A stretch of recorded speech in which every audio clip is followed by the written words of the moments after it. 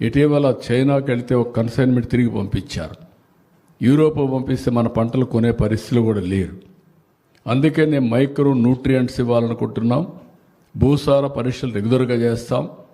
ఎక్కడ అవసరమైతే పెస్ట్ వస్తే అక్కడే ఈ డ్రోన్స్ ఉపయోగించి, అక్కడే పెస్టిసైడ్స్ ఉపయోగించి, తద్వారా పెస్టిసైడ్స్ యొక్క కన్జంప్షన్ తగ్గిస్తాం, వినియోగాన్ని తగ్గిస్తాం. కాబట్టి ఇవన్నీ కూడా అన్ని షాపుల్లో ఇవన్నీ నిల్వలు అన్నీ కూడా పెట్టాం. ఎవ్రీడే మా కలెక్టర్స్ అంతా కూడా ఎక్కడికక్కడ ప్రెస్ రిలీజెస్ ఇస్తారు. ఇవన్నీ ఇచ్చిన పక్క రాష్ట్రాలకు ఎక్కడా పోకుండా నిఘా పెట్టమన్నాం. ఎందుకంటే నైబరింగ్ స్టేట్స్లో కొంత డిమాండ్ ఉంది. ఉన్నప్పుడు ఇక్కడి నుంచి అక్కడ పోయే ప్రమాదం ఉంటుంది. అవి కూడా కొంచెం జాగ్రత్తగా చూసుకోమన్నాం.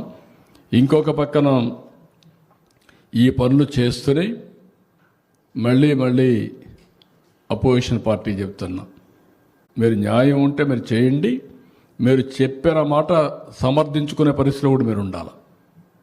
అంతేకాకుండా గుడ్డ కాల్చి ముఖాన్ని బారేసి మీరు తుడుచుకోండి అంటే మాత్రం కుదరదు. అవన్నీ ఆ విషయం గుర్తుపెట్టుకోవాల్సిన హెచ్చరిస్తున్నా.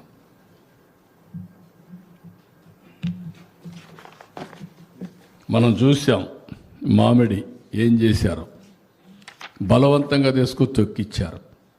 మనం చూసాం కోకో ఏ విధంగా డ్రామాలు ఆడారు.